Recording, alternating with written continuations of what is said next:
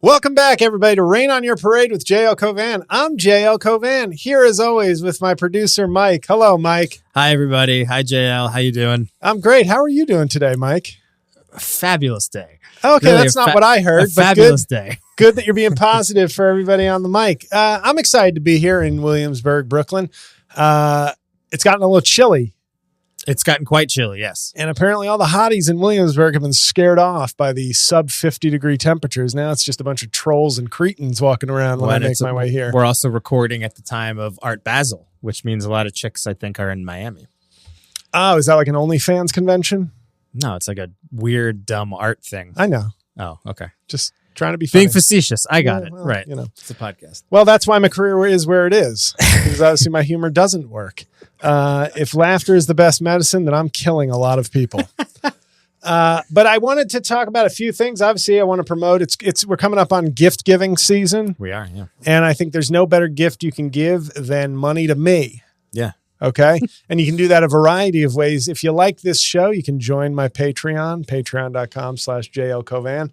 You can order a cameo for a loved one. I just crossed the 2,000 career cameo mark. Wow. Yeah, I've made a ton of money on that site. It's been pretty good. And I never had to do any nudes. Not yet. Not yet. And Cornell West video will be making its debut soon. By the time people hear this episode, I will have already debuted it. But I'm hoping people order some Cornell West cameos. That'd be good. I've got 8 stand-up albums, 2 Trump albums that you can download, purchase, or gift. And then I have shows coming up in February in Florida, and I'll be in Vegas in March. Don't have a ticket link for that yet, but that's just so people will, just block out all of March. Yeah. And it's going to be March 23rd. That I can tell you. So that's great news for me if you pony up some cash, or it's just a waste of time if nobody does that. I just wasted showtime. Mike is checking his phone. So let's get on with some topics. Mike. I'm checking my phone. I'm running a business here, JL. I know. I got a lot going on. No, I know.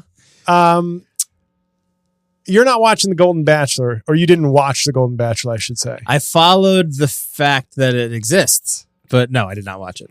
Yeah, well, like Owen Wilson said in Zoolander, I'm a big fan of Sting. Yeah, I'm a big fan of Sting. I don't listen to his music, but he's making it, and I respect that. Yeah. I watched the last 3 episodes because I was traveling a lot when it debuted. I didn't have a chance, but I kind of was interested just because I'm not a fan of those shows, like The Bachelor, all these ridiculous kind of artificial shows. They're just because they're not filmed over the course of 10 months. They're filmed over the course of 4 weeks. Yeah.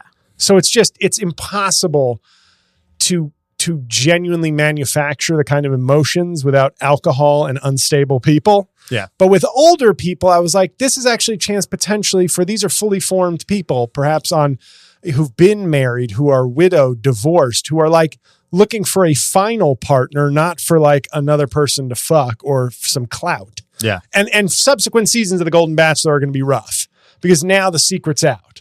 So it's going to be one of these testosterone supplemented 68-year-old guys with a 6-pack next and a bunch of augmented chicks. It's I'm 70, but people think I'm 39. And it's going to be disgusting and shallow. It'll eventually get to a trashy place. But this first season intrigued me because I was everything that's there seems kind of hey, he's a widower. Yeah. He's 72. He looks great for 72. But there was an authentic, organically sort of wholesome approach to this thing that I don't think you can ever have again. Yeah. So I watched a few episodes and I did enjoy it, but I've been baffled, and I've gotten some nice praise for my Gary impression online because it's just basically like this, and it's, hey, Mike. He sounds like a Teletubby. Yeah, well, he does sound funny. And what I like is that it's one of the life hacks I think that I've learned from the show is he has 2 hearing aids. Huh. And so he looks at the women very intently when they're speaking. And I think these dumb old bitches think that he's attentive when he's just no, I have to look at you seriously just to get what you're saying. And they're nobody ever listens to me as well as he does. It's he has to. Yeah. But he's kind of goofy, but he's nice looking, and he seems warm. And the big backlash after the finale, because they have, I guess in January there'll be a wedding episode. He's going to marry this woman from New Jersey, and the way people turned on him, it's like they have never seen The Bachelor, like, because it's older people. They're much more invested and it feels much more real, which I think it is. I think these women really are like, hey, I'm 66, I'm 70. I know what I want. I know how to connect with somebody. And there is something very refreshing about that. Like it's like, we don't have the time. We've come from a generation. We don't have to bullshit. We lived our adult lives without all the bullshit. Right. So, and now we're even older and have more wisdom or experience. But he cut somebody when he was down to the final three. He cut this one woman who's just built like a brick house. And I mean that in a good way. Like just, I forget her name, Faith. Faith was her name. She's just a very well-built 59-year-old. Yeah. And it was down to Teresa. I don't know if I've ever heard a woman described as a brick house. Oh, yeah. No, the chick on Ted Lasso, man, that's a brick skyscraper. Hannah Waddingham. Yeah. Do you know her? No. I've never watched that shit. Well, it's not good, but I'm a cultural commentator. I can't just hate things arbitrarily. I have to consume them and then hate them with arguments. Right. But it was down to Teresa, who he picked, and Leslie, I think. Mm-hmm. And Leslie is a very nice looking woman in her mid 60s. And she was devastated. And she kind of exposed the whole fallacy of this thing when she was like, so 12 hours ago, you said you loved me and things changed. Yeah. And I was like, did he tell her he loved her? He had told her in an episode he loved her. And of course, we don't know, was that 3 weeks ago or a day ago in terms of editing. Right. But it seemed, and Laura called it, he was always going to pick the woman Teresa, who may not have been, quote unquote, as attractive necessarily as Faith or Leslie. Right. But she's older. They both have similar experiences. They're both widower. Right. They do have a connection, I think, that's real. But man, online, it is crazy. Like the comments I get from my video, like, he is a fraud. He is a total fraud. There were those, I think it was the Hollywood Reporter, maybe? That he had been in a relationship that before? He like treated a woman not great, or I don't know the whole details of it, but I think there was some news that came out that was not flattering. But again, it's like reality TV. It's like everybody's got some skeleton in their closet, and I don't think he did anything like illegal or immoral. It's just like sometimes, people. When a woman says no, right, she means yes. I don't think there's any of that. I think it was just like this guy was kind of a scumbag at times. Which, hey, man, life, men. What are you gonna do? It was shocking to me to see that, like. It kind of reminded me when Jon Stewart went on Crossfire and exposed it as a bullshit show. Right. And I was like, well, yeah, kind of. Right. But it's like, you're a comedian. You can come on here and you don't have to obey by any of the rules. You can just be like, guys, this is all a charade. Right. And I felt like people getting mad at Gary, were sort of like, yeah, but this is reality TV. This was all filmed in a month. But I think that people tend to believe, I don't know why, but something that, especially that's on like ABC, like a network like that, that there is a true wholesome quality, and these people have been vetted, and that they've never made a mistake. Right. And I think a lot of people watching in the Midwest feel like they've just like, they found one woman or man, they went all the way with them. There are no relationship skeletons in their closet, when the reality is that everybody's a human being, and there are no, Norman Rockwell paintings. Right. A guy mistreated a woman for a little bit and like wasn't the nicest to her. I mean, that does happen. It's not great behavior, but little shop of horrors. Yeah. Right. This guy treats Audrey terribly. Suddenly Seymour. Oh, what great vocals from Ellen Green. But I get it also because the power of the Golden Bachelor is like, once he told 2 or 3 women, he told 3 women he loved them. Yeah. Why wasn't there outrage then? Like, in other words, right. They wait till the end, but it's like, but he told 3 women he loved them, and you were okay up until it was a final 2. Then when it came down to it, he couldn't say it again because he had clearly chosen the other woman. Right. And there was this very powerful scene. And I think the woman, there was no acting in this shit. Pause for 1 sec. Can you Sure. just fix your? Can you unplug and replug the mic? And I think something happened.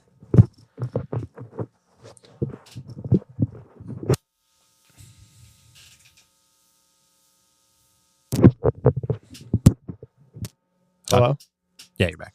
Oh shit. So where should we restart from? Just restart it from whatever your last thought was. Told the women. Why is Mike having me unplug the microphone? Not that. Well, he told sorry. He told 3 women that he loved them. So Gary tells 3 women he loves them, and nobody was like, the chatter was not like, what's he doing? This is crazy. Right. But when it came down to the final 2, it almost felt like maybe people just didn't want the littler woman to win, because then it was one-on-one, and she let him have it. And I remember the crowd cheered like live when she was like, you lied to me, and like, I don't care how you feel right now. I care. Like, and I did respect the fact that the show felt like emotional Hunger Games or emotional Squid Game for seniors, where it was like, this is your last chance at love. No, thank you. Yeah. Well, by the time this has come out, another show on our network, Bigwigs, Anna Roisman made this exact point, that there is a finality to the idea that these people it really is like potentially their last shot at love. You can advertise it on television, but like when you watch young people on The Bachelor, like somebody that's 25, it's like, it doesn't work out. They're fine. They're going to get on Hinge. They have a bunch of Instagram followers. They'll figure it out. If you're like 72 and you now just had this like public embarrassment on television, like, aren't you embarrassed? Right. That might turn you off from dating for till the end, That might be it. And you know what? If it is, so be it. Yeah. I mean, you're old. Right. Like, you got a shot. What do you say to those people who didn't even give a shot? Yeah, it's true. Yeah. So how about some gratitude, ladies? Okay. You got to matter for a minute. And there's still OnlyFans, and porn fans are growing older every day. Yeah. The fans of MILF porn in the 90s are now looking for that GILF porn. Yeah. So, just get on something. But yeah, I do think the show will suck after this, because now everybody knows, like, you can only surprise it like this one time. Right. But, I think, Jerry is not, or Gary, what the fuck is his name? Gary. He spells it so weird though. Yeah, it's but like I think it's G-E-R-R-Y. I think it's still Gary. Yeah, no, it is Gary. Gary? Right. Like Gary. It's like Jerry. Really? He did remind me of a little bit though. Like, is there a little Gary Johnson thing happening there? There's more of it's more of like a nasally Cory Booker. Oh, it's okay. really like Cory Booker is more. I have had many cups of coffee this morning, and Gary is more like, I only had 1 cup of coffee. How are you? Are you good? We were in the fantasy suite, and she let me do it in her butt. And that's when I knew we had a connection. Like, I'd love to hear an X-rated version of Gary, but still speaking in that hokey, folksy manner. Yeah. And when she let me eat the whipped cream out of her ass, that's when I knew I had found my person. And then I thought the scorned woman, the scorned woman either didn't say anything because nothing happened, or was like, didn't want to further shame herself. Because I was waiting for that. You fucked me, Gary. You fucked me. I'm 66 and alone, and you fucked me. How could you? Well, it was fun. And I liked the fact that we didn't have to use condoms. Gary, let your raw dog me, Gary. How could you do this to me? My grandkids are out there. Watch your mouth, bitch.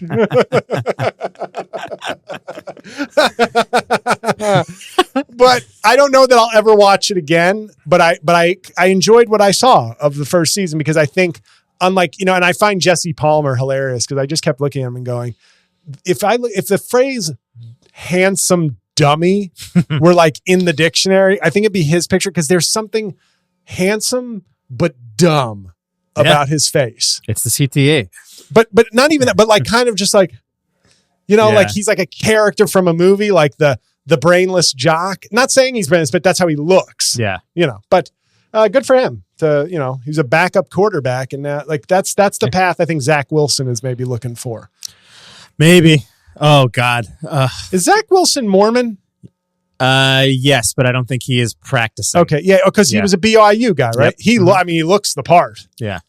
That's a whole other conversation. Boy, am I disappointed in that kid. Yeah. I was thinking, by the way, did you know Mormon is like the Mormons' N-word? I know that they don't like being called Mormon. They're okay with it now, but Mormons started. I learned this when I was in Utah a couple of years ago. It started as like some kind of like a slur for Latter-day Saints. So Latter-day Saints is the preferred, but they're good with Mormons now. Like, right. And I got them laughing when I said, that's like your N-word with a hard N. You can say it with a hard N. Yeah. And I was going through just different thoughts because I just finished a Mitt Romney biography, and I was reading through it, and I was like, oh, there's like, just like I do the thing with Italians. We've discussed the Italians, how I was like, Black people are really Italians 2.0 when it comes to culture. There's so many similarities. It's just the greater the struggle, as I think I made this point from Mission Impossible, the greater the suffering, the greater the heights is kind of the, I don't think Italians would have traded slavery to be better at rap and sports. No. Right. But you get what I'm saying. We have our feathers in our caps. We make great suits and cars. And but if you look throughout the cultural icons, it follows kind of a similar path. Yeah. Of music, of sports, like they each had their era, and now like angry European dudes are coming from Europe and being like, we had it rough. Now we're taking over the NBA from our war-torn countries. Right. But I thought Mormons, is another group where you could draw comparisons and be like, you excluded Black people from the church until like the 70s. But hey, Mormons, you have your own, you similar to Black people, you took your own slur and made it part of your identity. Yeah. And you're probably the two groups most known for having fucked up names. So let's bring once again, a chance to bring communities together. Mm-hmm. J.L., why did you say Mormons and Black people have fucked up names? Because I was joking, but you know what I mean. It's like DeBrickashaw Ferguson. Here's meet your roommate, Thorgorp Wynn. Okay. We've gone through some similar struggles, I see. Oh, that was a good made-up name. Thorgorp Wynn. Sounds like a Marvel character. But before we get to our main topic and take our first break, I also want to talk about somebody that you apparently aren't familiar with, which I'm shocked, given the demos you often roll with. Sydney Sweeney. Yeah.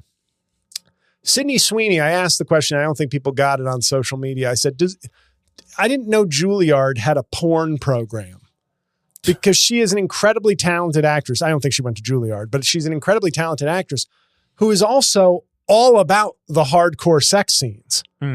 And, I looked up Sydney Sweeney was trending last night on Twitter. So I was like, oh, what'd she do? She break up with somebody? She engaged? And I couldn't find, thanks to Elon Musk's new ex, couldn't find why. It was just a series of posts about her. Like, I had no idea why she was trending. Usually, it used to be you could click on like 5 links. And by the way, you'd be like, oh, that's what happened. Yeah. But I'm watching and I was like, oh, geez, I didn't realize I had like opened up like a porn portal. Sometimes you'll be like, oh, Mitt Romney's trending. And then you'll get like the third post will be some hardcore porn video with just like 20 terms in it just to get it trending. But I was like, oh, what porn? This is porn. And I was like, oh no, this is a scene from a Sydney Sweeney movie called The Voyeur on Amazon Prime, which as soon as Laura's out of the house, I know what I'm watching. But Sydney Sweeney is so ridiculously hot. And she's on Euphoria. I'm sorry, I didn't mention it, but like she's on The White Lotus and Euphoria. Okay. You don't watch Euphoria? No. Oh. That's definitely not my cup of tea. Oh. Euphoria. Season 1 was really good. I don't care about high school kids. Don't worry, they're 25 years old. But they're supposed to be in high school, right? Right. I love the fact Sydney Sweeney is 25 playing like a high school junior. Yeah. And it's like, I think when parents watch that, they're like, is this what high school's like? And I'm like, no. Well, that's the thing. It's such a wild view of like a a type of high school that they kind of did it in the 80s. Remember? There was like, what the hell was that movie with Spader and Downey? Something zero. And I can't. Less than zero? Less than zero. Yeah. They did a bunch of movies like that were just like, look how wild it is in LA. Everybody's on coke and everybody's doing all these drugs. I don't know. I mean, I feel, to me, it's a chicken or the egg type thing with high school kids. It's like, are high school kids really living like this? Or are you depicting something that is like in a weird way romanticized, and now high school kids are going to be like, I want to do that. Right. You know? And I got to tell you, I mean, if Sydney Sweeney went to my high school, I'd be like, I'll do drugs. Right. If that's what you want to do. But she's like, she's really, really quite attractive. Yes. She's like out of control attractive, but she's a good actress too. Mm-hmm.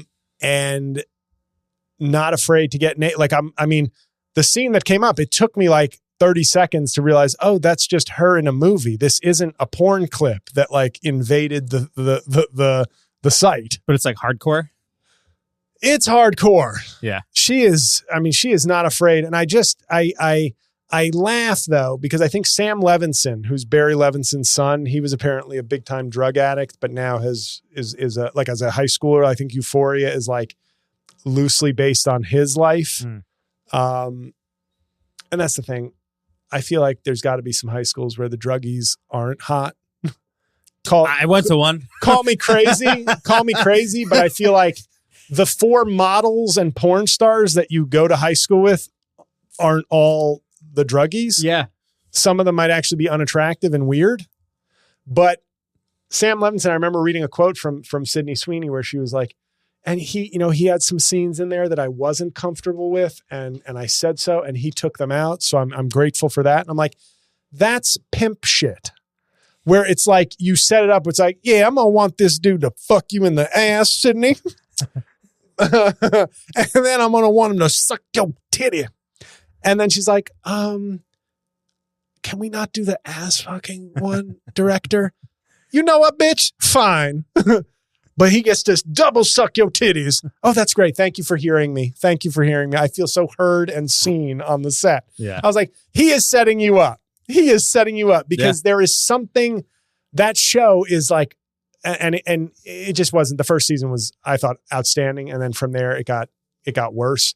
But she is, I don't know. I'm trying to think of who I don't think I could date her. And I mean that not like I have the opportunity, but that would be too much pressure, I think. For what? Just to be the most confident man on earth. I just would be like, it gets to a point where she walks down the street and everybody's seen her naked and everybody's still trying to get with her. And everybody thinks they have a chance. I don't know that I'd care.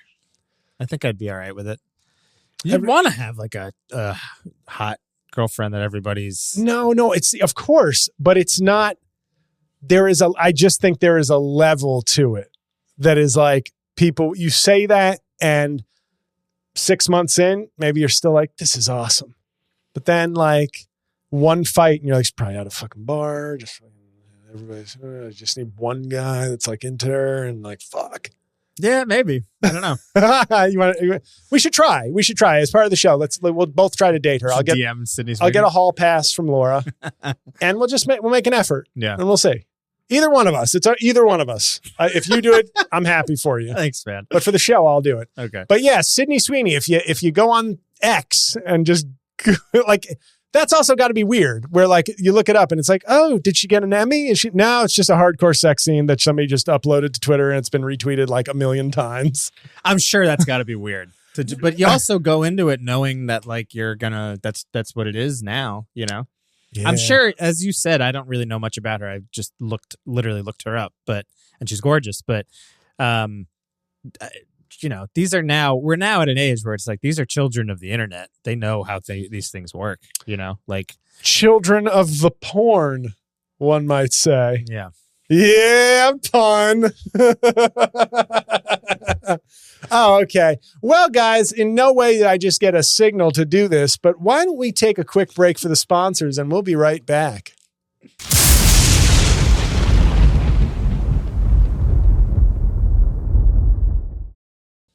And we're back on Rain on Your Parade. How was your break, Mike? Fabulous. Awesome. So good. Awesome. Mine too. We came up with a topic to discuss during the break. So that was a fruitful break. This is kind of a broad topic, but something we spoke about a few weeks ago off mic and with Mike, but Yes. off mic. Yes. And you had said something to me that was very Profound. very bordering on profound. I'll give you bordering on profound.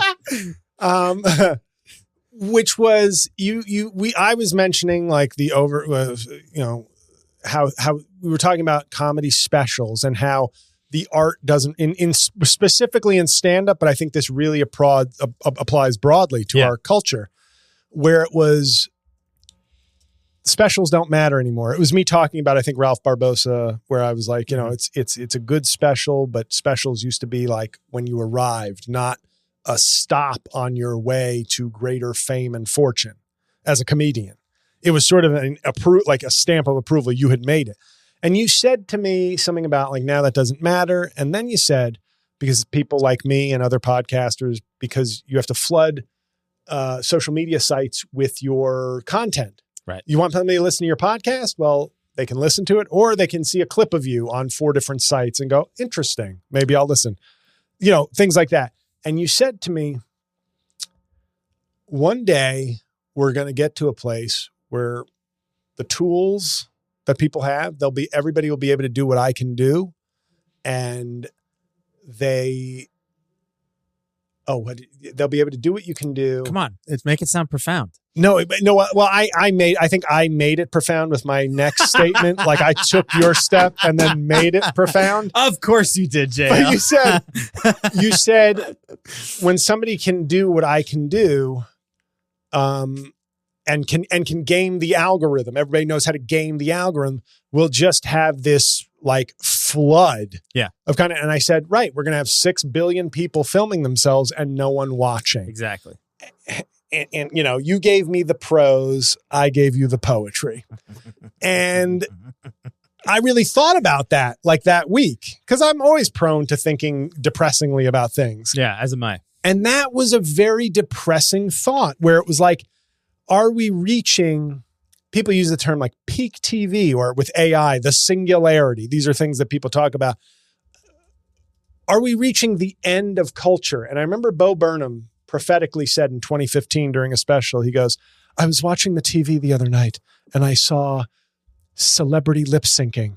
And I thought, oh, good, culture is dead. That's it. We're done. And that was 2015. Yeah. Little did I know 5 years later, my star would abruptly stop rising when lip syncing videos on TikTok would become this bizarrely accepted form of cultural genius for like a summer. Not permanently, but it's like, and it was like, really? And I just think, like now I think to everything. So comedy is my area of expertise, sort of. And I see the way people, a special is now not a special. It's, I have compiled 45 minutes of material or the ability to speak and breathe and be on camera for 50 minutes. Mm-hmm. I'm ready for a special. And there is the glut of specials. Like I released my first special earlier this year. I've obviously had problems with what should have been my first special for several years now, but that's after 20 years of doing this. Like I'd done some albums, but I had the old school view of like a special. I want this one to be special. And the one that was supposed to be my first was the greatest set of my life and the greatest hour I've ever produced. And I thought, what a great way to like have a special. It will be special to me. But you look and comedy is now just this like, it's almost how I feel like porn stars must feel after a while, where it's like, yeah, I used to like having sex. Now I just take a couple pills and I find a runaway and we get on camera and I fucking go to Pound Town for 45 minutes. My mind is somewhere else. And then I go home and take some drugs or something like this kind of like comedy is now it's making comedy is like the primary driver now, not good comedy or your best work, but it's like I'm doing comedy and producing comedy is paramount. Yeah. Whether it's good or not is less important than whether you are making it. And I see that with a lot of things. Like I've with streaming, take it broader to like movies and television shows. When DVDs came out, I thought it actually heightened the prestige of things. Like I could own Breaking Bad or The Sopranos. Like TV is now on the level of movies where I can own this important art. And streaming to me, and maybe it'll be different for kids. It's the reason I don't have any ebooks. I believe having a thing, whether it's a book or a DVD, gives it a real world weight. Like you see its representation of its importance to you. And now that things are all digital, I feel like I may have made this point to you, maybe not, but like a movie like The Irishman. Not everybody likes it. I love it. I was, unlike Killers of the Flower Moon, I thought Scorsese earned every minute of his 3.5 hours with The Irishman. I hated it. Okay. No, I mean, a lot of Italians tend to not like Irish people. You're probably like, I thought this was a my movie, and I got to watch Mickey McPherson walking around killing Italians. Is that Vinny? Vinny the Guinea? I saw The Irishman. The Irishman. How you going to put Pesci in De Niro? De Niro, that's cultural appropriation. You put De Niro and make him Irish? What the fuck is that? Anyway, but Vinny, wasn't he half Irish in Goodfellas? Watch your mouth. Ma, don't say that. So, but The Irishman is one of those movies where, like, if you like it, I mean, better example than Irishman.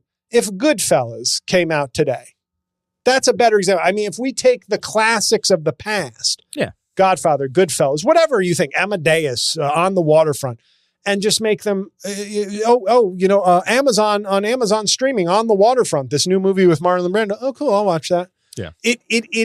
There is an ephemeral, meaningless effect in the aggregate, like our movies, our TV shows, great art, these things that people work on so hard. It's just you're throwing it into the money machine. It's like, here, I made a masterpiece. Give me money. And if it lives on, great. If it doesn't, fuck it. I'm in a nice house.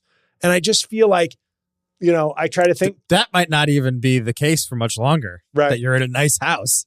Everybody wants to do this now. And now everybody can do it. Yeah. This is, again, the sad thing about what we talked about. But that's the problem with everything becoming content is that everybody, when I was in film, I didn't go to like a film school, but when I was in my film program, when I was in college, the idea of learning how to edit anything, not even a film, like the projects that they had me work on were like go around your hometown and like get footage of your hometown and like do the fact that I had that I was learning how to edit together a sequence of pictures, moving pictures, and put that blew my mind at that time. And people that I knew thought it was a waste.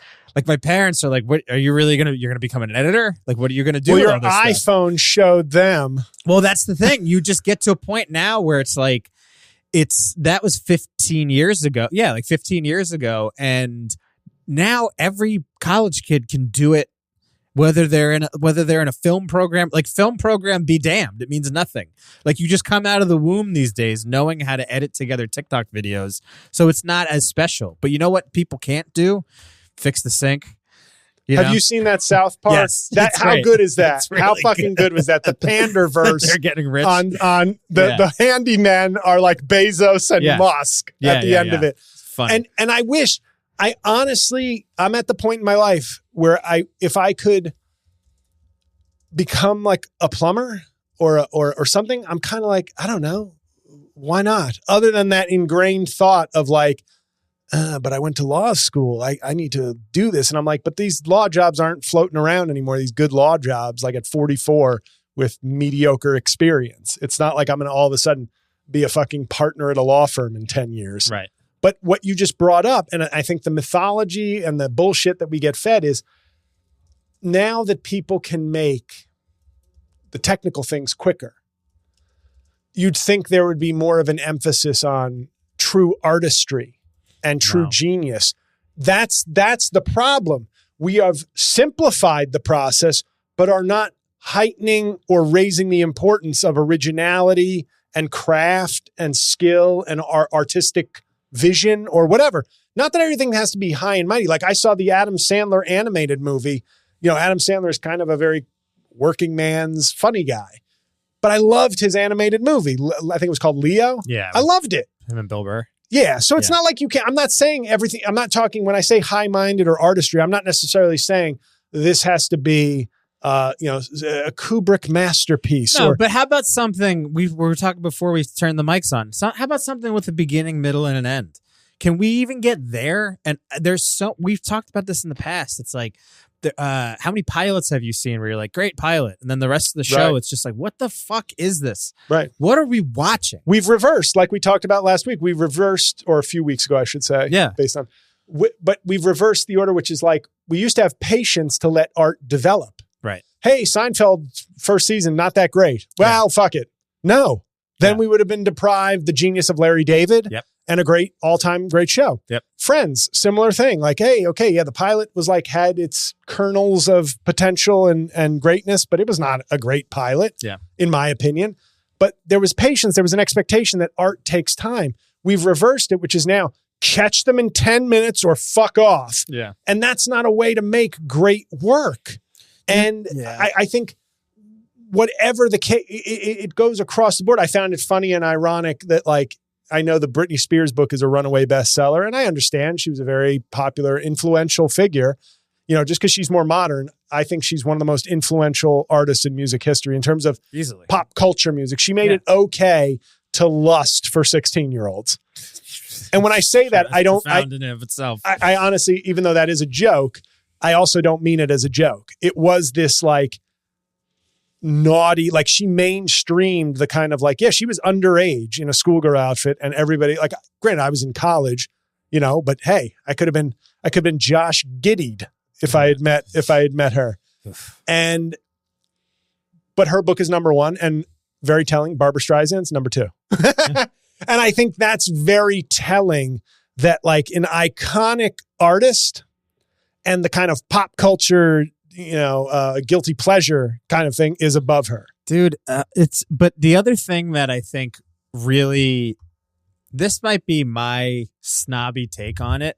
I think a lot of the content, since we're using that horrible word. Yeah. If we're using the word content, a lot of the content and things that get made today, it's very clear to me that there is no influence of anything before, I don't know, 2015 maybe.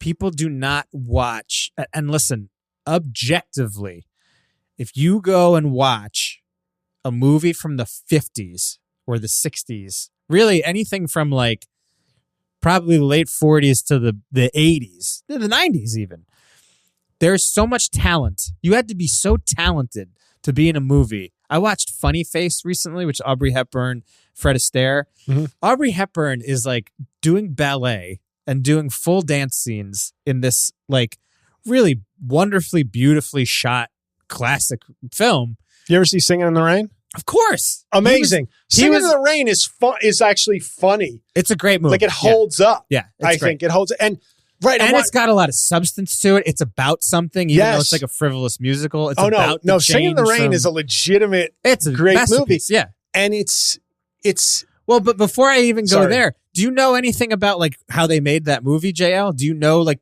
Gene Kelly's, do you know that he had like 102-degree fever, and that dance scene where he's on the pole, he had 102-degree fever, I think it was.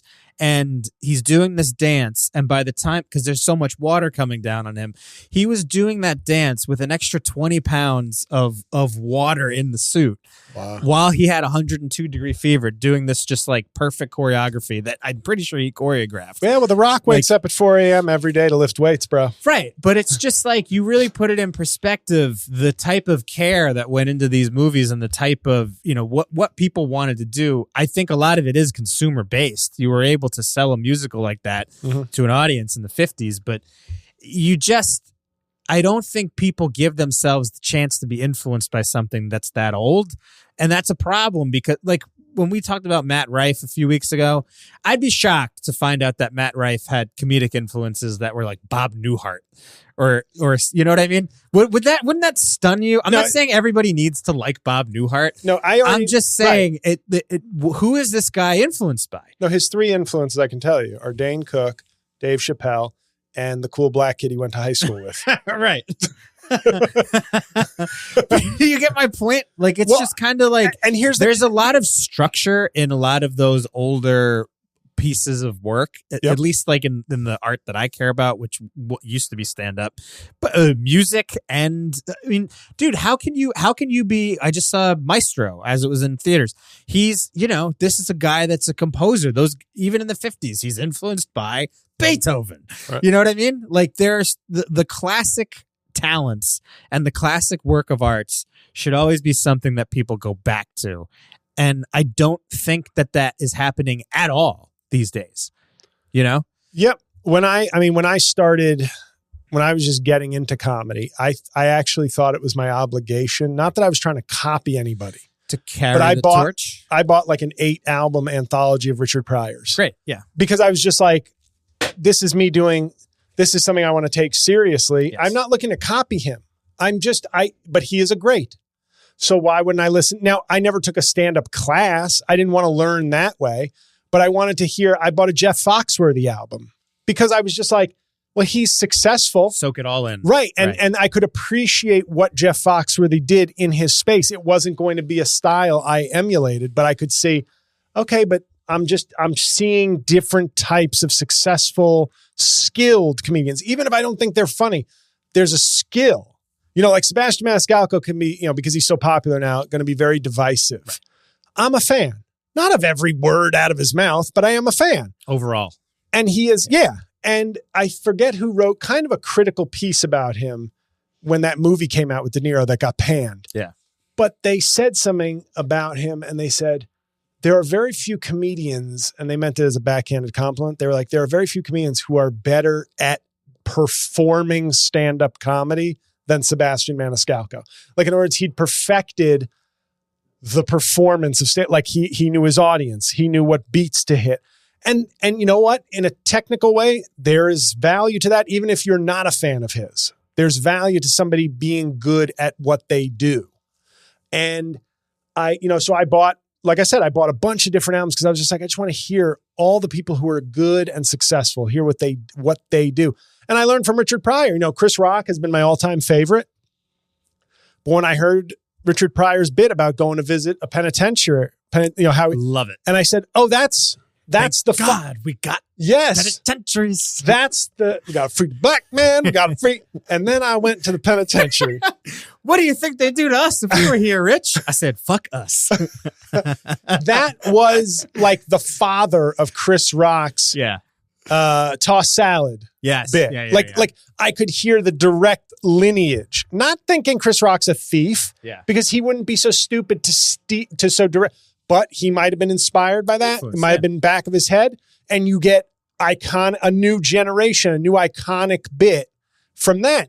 So, I mean, from a stand-up comedy perspective, I think we're in end times. I'm Vigo the Carpathian is on his way.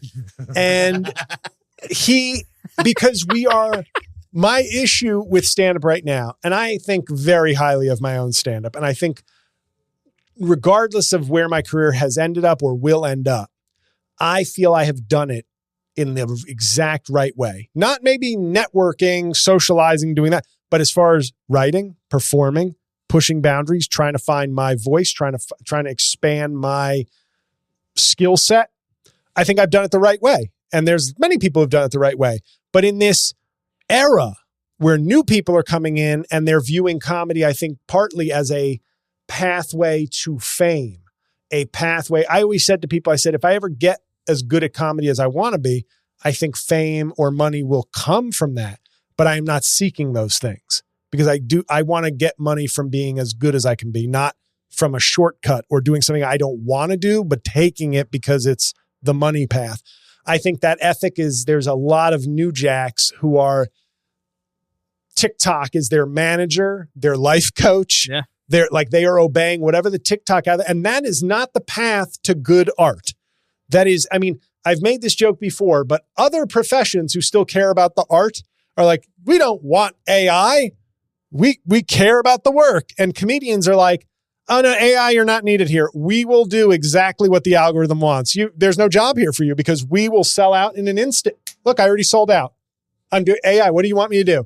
You want me to fart with captions and put it on TikTok? Let's do it. You want me to light it on fire? You want me to kill my mom for the algorithm? Let's do it. That'd be hilarious, right? If I push her down the stairs in a funny way. TikTok, you want me to murder my family brutally and then put like captions on it because that will, you want that movement. They'll do it. Like, that's not art. That's doing the bidding of a computer. And I don't see in my peers, and I mean this with all due respect, I don't see a Chappelle. I don't see a Rock. I don't see a Pryor. I don't see a Carlin.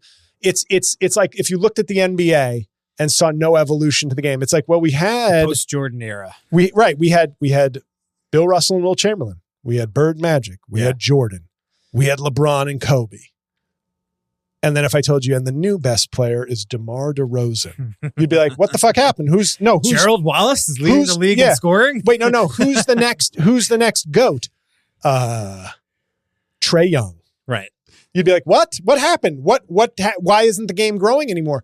I look at a lot of talented people who I think have plateaued. And I think this is going to be a problem for art in general as it becomes lucrative and beneficial to become a contributor to the content engine versus being an artist. And I think the divide in many fields is growing, that you're going to have to sort of pick a side. Yes, there'll always be that rare gem that manages to be both. But in stand-up, I don't see it. I don't see the next person who will be, even CK. You know what I mean? It's as much as I wasn't like a particular fan of his, Burr, CK, like who's the next great? You don't have to name names, but I'm saying after that generation that we've been watching kind of dominate for 20 years. I mean, for stand-up, I'm not the right person to ask anymore. No, I know. As you know, I've moved on from it and kind of have a lot of disdain for the art form, but primarily because of a lot of the things that you're talking about. It moved in a direction where I was just like, none of this is even remotely meaningful. Right. I tend to agree. I don't really see that person either. That was another thing that disillusioned me from doing it, because I was just like, I thought I was going to be among the geniuses of, the Robin Williams and Richard Pryors and J-L Cauvins. I know. I was just finishing your sentence. The first time I ever did an open mic in New York City, it was like a 6:00 open mic on a Friday night. And I thought, because I was on Bleecker Street and I was like 23, I was like, I'm among the geniuses. Look at all these people. And when you have when you're really lit up about something, speak of the fucking devil that the light just went Pause. No, I kicked it out. I didn't realize can I? Yeah, pause real quick. This is just maybe plug that little thing in. Maybe the best episode ever. Hold on. I'll do it. I will do it. It's going to be some heavy editing in a couple of weeks. I can't wait. Do this over Christmas dinner. Ma, I gotta do the editing, Ma. But I learned quite quickly that I was not among the geniuses. Not one in that room. I don't even think any of those people in that room are still doing stand-up. And it just kind of puts you in this position where I was in that room. Obviously, I made an impression. We're not in that room, but no. And I see a guy like Gary Goldman, and everybody I'm mentioning is like over 50. Yeah, where I'm like, I mean, Gaffigan gave me hope because his special this year was like, oh shit. Gaffigan like stepped out of his normal zone and made what I thought was his best special. That was inspiring, but and maybe but I just feel like the incentives, the cliquishness of the comedy scene is just like, you make yours, I'll promote your special. I'll get you on my podcast. We have a lot of followers. We'll just keep boosting in the same circles that are now the like power brokers in comedy, and they're like, do another special. It's going to be kind of the same hour, different jokes, obviously, but kind of the same tone. We're just going to keep delivering, the way the rock, like a rock movie. We criticize people who never make different choices in movies, but in stand-up, we are almost expecting people to keep making the same choices and delivering the same product. And as long as the spigot of money is turned on, it's like, who's going to stop and go, wait, I want to do something different? But here's my other question for you, and it relates to all art, I think, at this point. But I think since you're talking specifically about stand-up, the big question to me is, in 2024, since we're about to be in 2024, what is the end game for people that want to do stand-up at this point? What is it used to be, to your point, it used to be to get the HBO special. Right. You want to do your, bigger and blacker and your, what was the first one? Bring the Pain and things like that. And, Live on the Sunset Strip and Raw and all that was like what you were aspiring to get to. Right. But now even that, it feels like you get a Netflix special and they just like fart it out. And I guess you can tour and that's great. But like, can you do that forever? Can you do that? If you're a 31-year-old comedian that hits at 31 and you fart out your Netflix special and you have your TikTok followers and your Instagram followers, can you do that for 20 more years? Can you do it for 50 more years? I've seen people doing it. What is the end game? I've seen people doing it for 10. And the thing is, financially, they're set.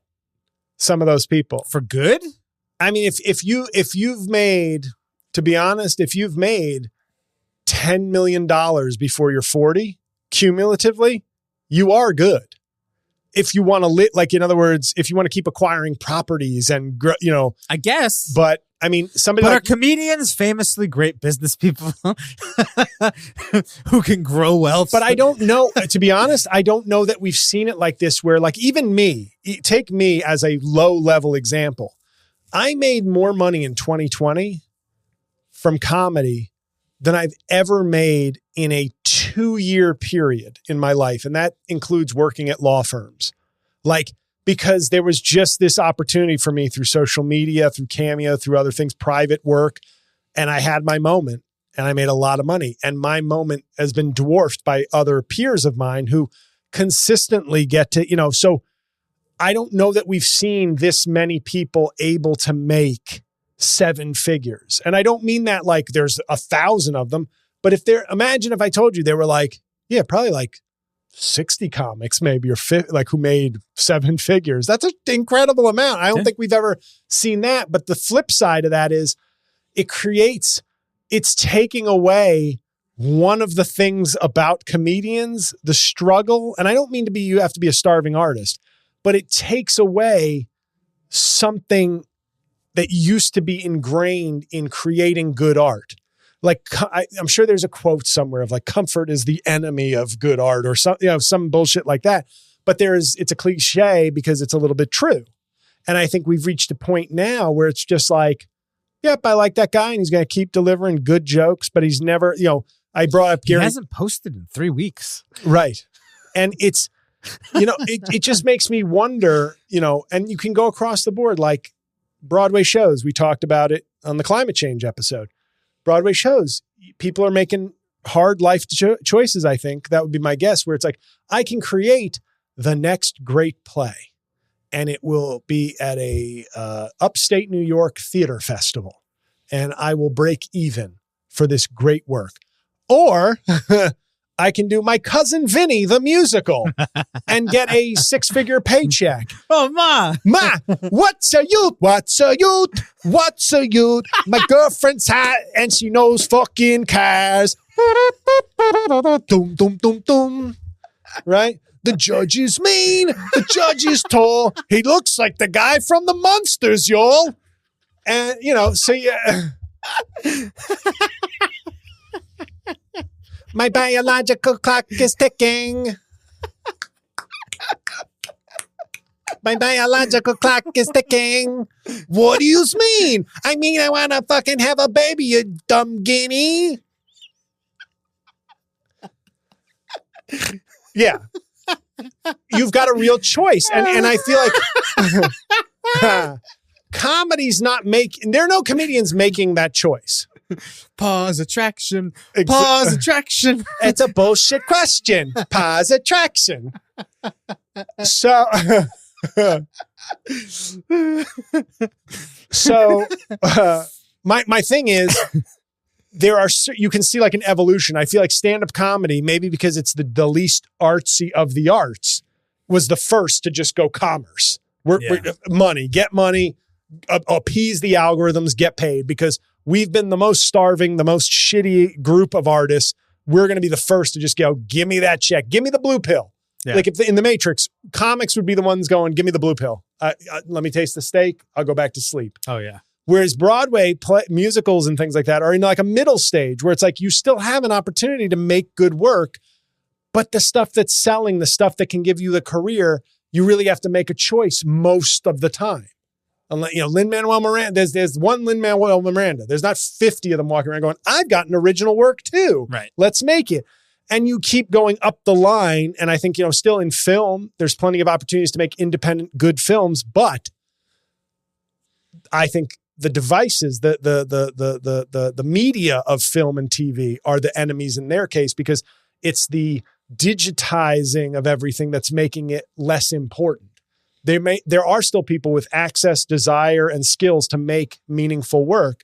But if it's just one of 19 new releases on Netflix that week, then what are we doing? Like, so I think across the board, I think comedians are the worst at it. And there's a reason for it. I think, if you tell a comedian, hey, you want to make a lot of money? It's like, holy shit, is that even possible in this? Right. I get it. I get the nature of the beast, but somebody's got to still, besides me, of course, has to be committed to the art. And I wonder who in the next generation, or even in my generation, is like not just who's the best by default, like who's the best comic, who's going to be a Hall of Fame, like if they had a Hall of Fame, right? Who's making the Comedy Hall of Fame 42 and under? Maybe there are a couple, but you'll see a lot more in that 55 and over group than you will in the 45 and under group. But yet by 45, you could have known that Chris Rock was a Hall of Famer. Dave Chappelle was a Hall of Famer. Bill Burr was a Hall of Famer. Greg Giraldo didn't even get to 45. Patrice O'Neal didn't even get to 45. You know these people. Who's the fucking one-liner guy who died young? Mitch Hedberg. Yeah. These are people you would have known by the time they were 45 that they'd already cemented a certain legacy and had done something new, original, or important. And I just think, I don't know that books are in this place yet.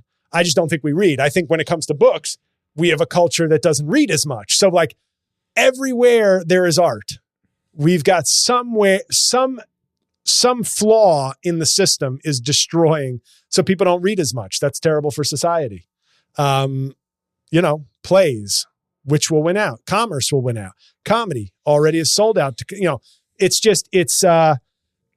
interesting. And I think when you brought up, just to bring it full circle, that thing you said to me after our show a few weeks ago, all I could think was,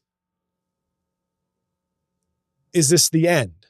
Like, or are we closer to the end than the beginning? Like art, like the universe maybe, is not an ever expanding thing. Is there a finite amount of it, of creativity? And are we hastening our journey to the end? Are we, whether it's streaming, selling out, picking a side, whatever the case may be, not reading as much, are we hastening that end more than it should be? Like maybe we have 100 years left of creativity, but the way we act, it's like, oh, we got 5 years left. Yeah. So on that gloomy note, I will talk about somebody that is advancing art in a real way.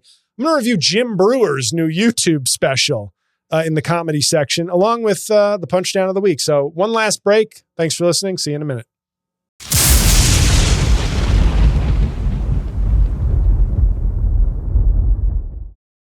Welcome back, everybody. And it's Mike's favorite section of the show, although we kind of just did a bit of it anyway, the comedy section. It's Christmas. Listenership's going to be down. I figured this is the week to do it.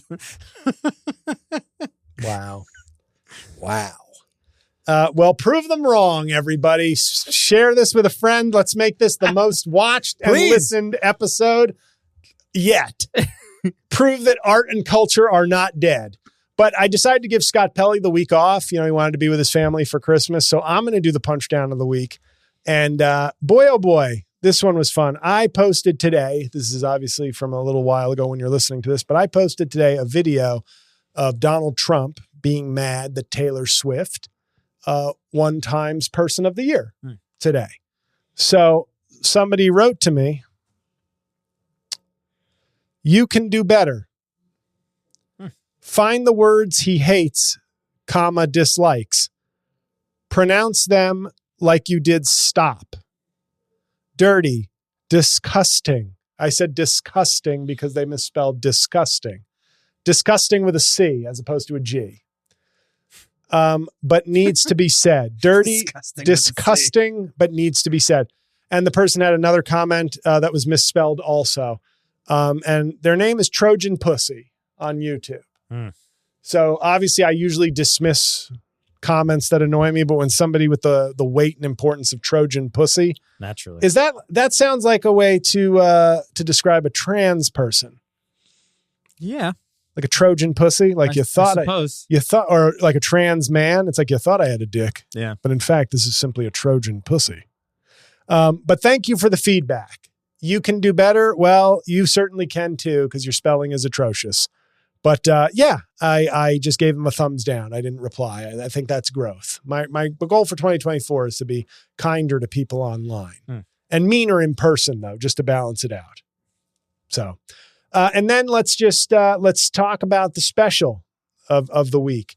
And I decided to watch Jim Breuer's new special, Country Boy Will Survive, on YouTube. Now, as it turns out, looking at his catalog, it seems like he's uploaded at least 4 specials in the last 18 months. So I thought I was prolific, but obviously when you're dealing with somebody who can generate material as quickly as Jim Breuer, when your set is like 30% weird faces, 50% MAGA talking points, and 20%, oh yeah, Jim Breuer from 1998. You can pump out a lot of specials. And Country Boy Will Survive, I watched it. And of course, when I posted about it, I think some people took it as like an endorsement of Jim Breuer. I was like, obviously you don't follow my work. Yeah. I watch specials. I'm a comedian, but I also comment on comedy. So I like to watch specials and not just dismiss work out of hand like an asshole. And sometimes I want to watch a special because it's bad. I don't want to watch mediocre stuff. I like to watch good stuff and awful stuff. And I will say this about Jim Breuer's special. Pretty awful. Country Boy Will Survive. Pretty bad. Like it met my threshold. But I will say this, because he's like a lot of people, except he's more on the right in terms of obviously on the right when it comes to like vaccine stuff and Trump. But I've heard plenty of left-wing people say stupid things politically and stuff like that. But somehow strikes me as fairly dumb also. And easily manipulated. And I know he's an elder. He's somebody who's had some success in this business. But it's like you're watching somebody who he's not even telling jokes about the pandemic but he's just getting applause and just like by sarcasm, yeah, because masks work. And you're like, I guess that's like a clap line and a laugh line. Like you're not even really, you're just feeding people what they want. But I will say this. So it's a pretty bad special. His political stuff, it's like, this isn't even what you do. Just like I think political comedy is often awful. Yeah. Only some people should even venture to do it. Like you have to have both a command of the material, but also some originality because everybody's posting political quips online nonstop. So you better be, that's why my Trump impression, I still do it, is because there's nobody in that space who can do the material as well as I do. So I still know there's a space for me to be original in a crowded space.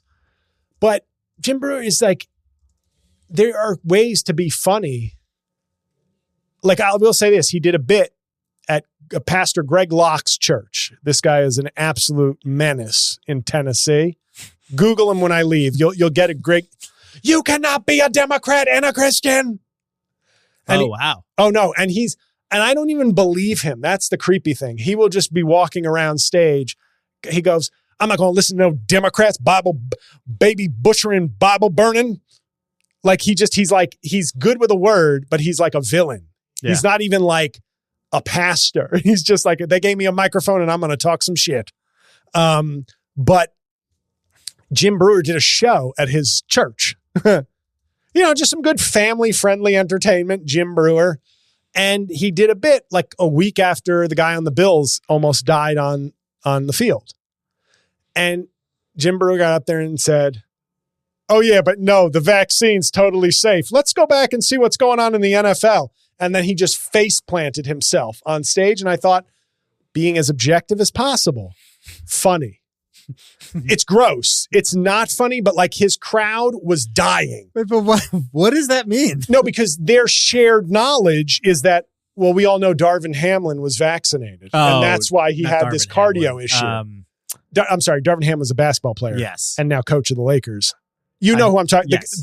Is Darvin something? No, it's, I'll look it up. The guy on the Bills, though, yes, obviously the famous. So famous, we can't remember his name. Yeah. But it was shared knowledge in that church tent that the vaccine had caused Damar Hamlin. Oh, wow. Harry's son. So it was,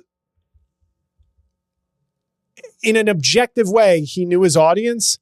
He did a strong physical comedy because he face planted himself. Was it incredibly crude and stupid? Yes and yes.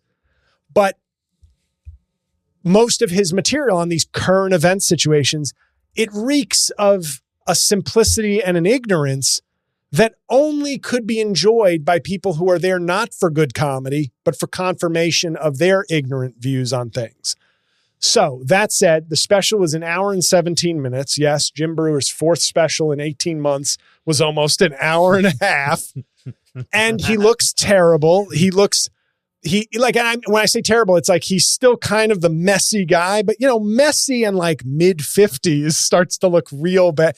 It no longer looks like, I don't give a shit. It looks more like, you okay? But I will say this, because I gave the special, I watched the whole thing. I laughed a few times because when he's at his best, and if you don't like Jim Breuer's comedy, I'm with you. The reason I ever saw him live was because he did that AC/DC hokey pokey bit at the end of his special, and I loved it. I bought a ticket to see him based on that and left very disappointed. But when he's really like giggling at himself and being like so silly, it's almost endearing because it's like, look at this guy not caring. And I don't mean not caring in I'm an edgy guy. But not caring, like, I don't care if I look stupid. Look at me. I'm just saying, my guts hanging out of my shirt and I'm going, but there was something funny about that in a weird way. He used to do the goat boy thing. Yes. Right? Yeah. Like there is yes, but there's a place sometimes. There is a place in art, because we sounded maybe a little snooty before, but there is a place in art for stupidity. Oh, Jerry Lewis is the worst. How do you not love him? Right. And that's, yeah, right. There is a place for stupidity if it's original. And Jim Breuer still gives off a little bit of an original vibe, but it's surrounded by 55 minutes of like, what are you talking about? Yeah. So most people would just shut off. I try not to shut off somebody who I may not agree with or like if I'm watching solely for the purpose of evaluating their special. So it's not good. But I did laugh a couple times because every so often he loses himself in his Jim Breuer-ness. And, my thing is, I would never tell a comedian not to get political. I don't want to hear people tell me that. But don't get political if you can't do it. That I think is like sage advice. That's not me saying, politics, bro, leave it. No. I'm not going to tell you what to talk about. But if you can't talk about it. And now, here's Bruno Mars with a song about Israel. Yeah. Grenade.